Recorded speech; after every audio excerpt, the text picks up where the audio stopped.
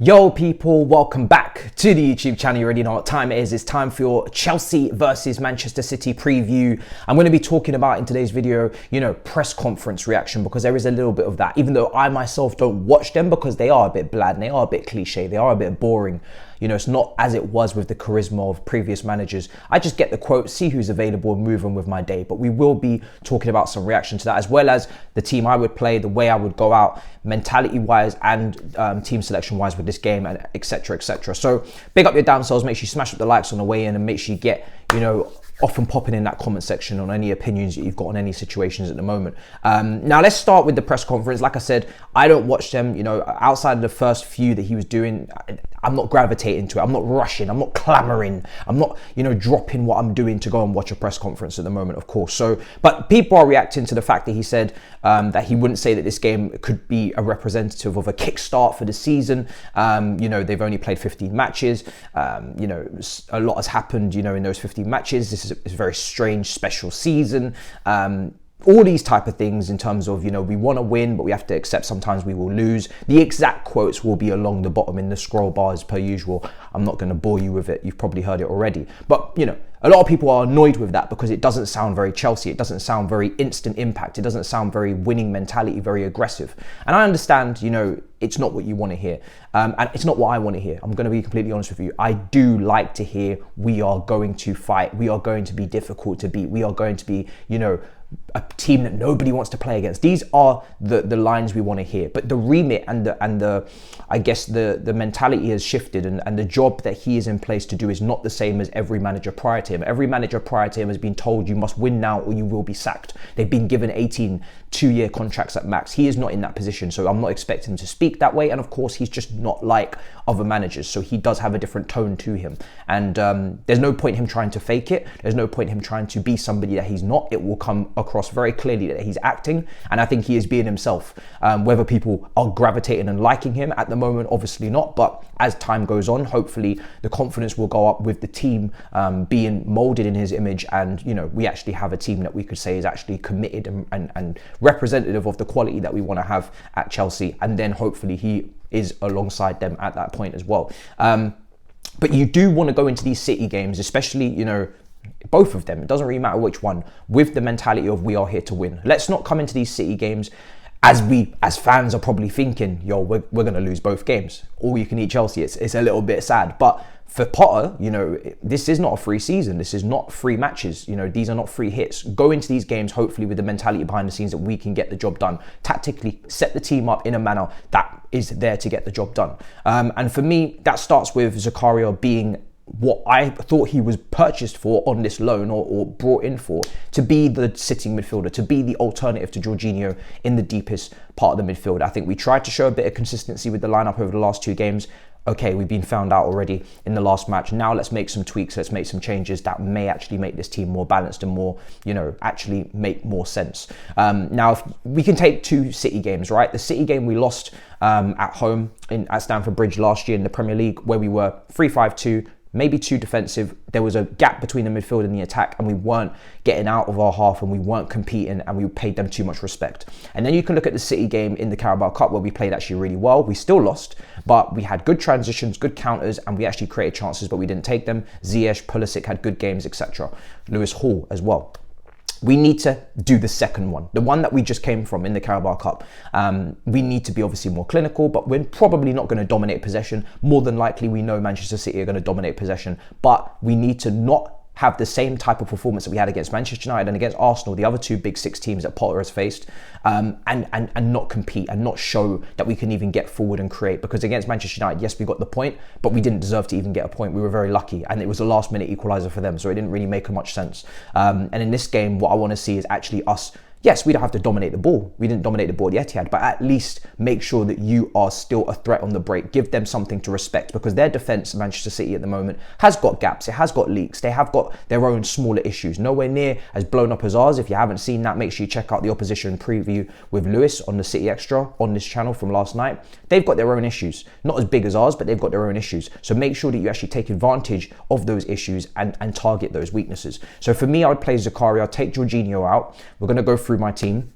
I'd have, listen, Mason Mount, I was very close to throw in Lewis Hall in there, but I want to see Mason Mount play this role how it should be played. Receive the ball off the centre-backs, drop into midfield, be in midfield, be progressive with your passes, but to do that, you actually have to show yourself as an option in between the lines. Don't just make Mbappe runs in behind. Don't just wait in attacking midfield. Come deeper, because Zakaria, he might not progress the ball brilliantly in this match, but Zakaria's job for me is now to shield the defence, to do the basics, to do simple things, clear up and handle your transitions, make those tackles and give it simple. To give it simple, I need Mason Mount dropping a lot deeper, receiving the ball and playing the ball like he did for Pulisic for the goal against Nottingham Forest. If you're not going to do that, then Lewis Hall is my first substitute on, and I was very, very close to saying we should start him, but I'm starting another youngster that I think is just slightly more important for the game tactically, and I don't want to throw in too many. But Lewis Hall, we want Potter to be brave. Lewis Hall, can we please get him some minutes if need be, especially in this match, because I do feel like his performance at the Etihad was really, really good. There's no reason why he can't follow it up with another performance. Yes, it's a Premier League game. We're not expected to win.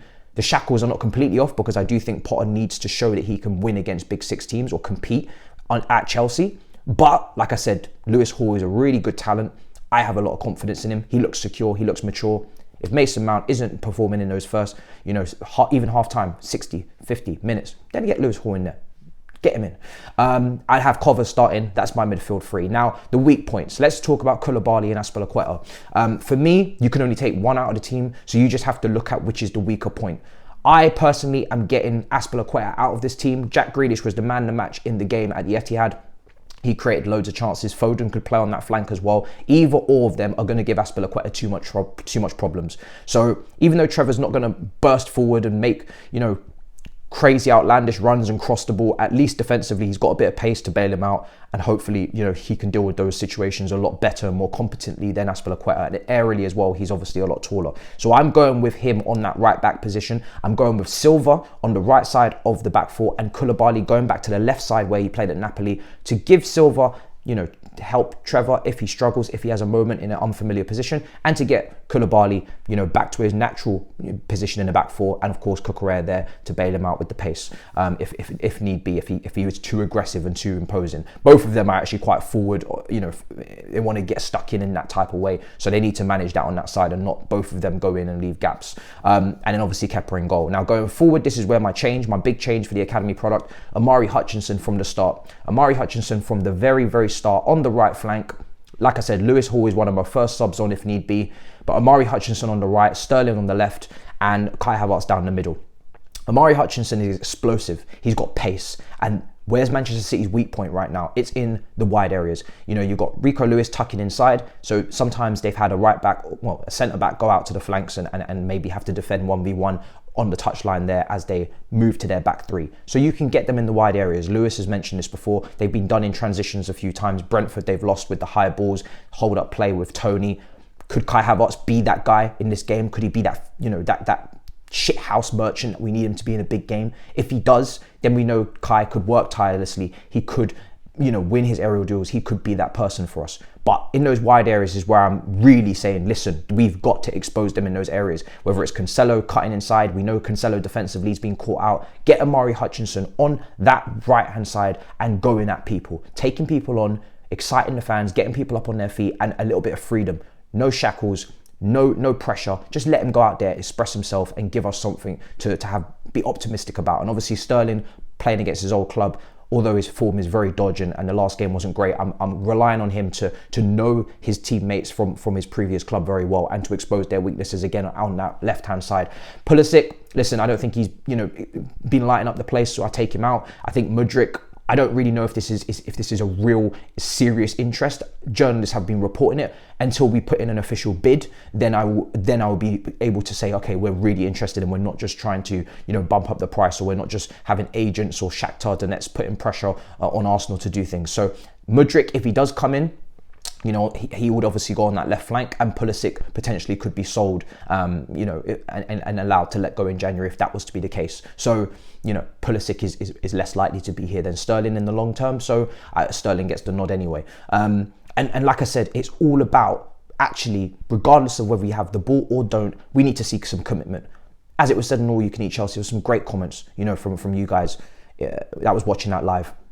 we're not expecting style of play every single time. You know, that's going to take time. Ten Hag has implemented it quickly. People are speaking about him, but he's had his preseason. He's had his transfers. So that's fine. I don't expect style of play to be, you know, constantly there all the time for us to see. We're going to have our moments where, you know, we're not as good in certain patches of the game, but we need to get through those moments. We need to be able to handle those moments. And the only way to do that is to have a hell of a lot more commitment than we've been getting recently, because there's been far too many games early on in this period where I'm looking at this team and I'm thinking, you guys don't give a shit. And the only way to get through that is to start playing players that do give a shit, and also players that, you know, see themselves with a future here. Hopefully, like I said, the Lewis Halls could come in at any moment.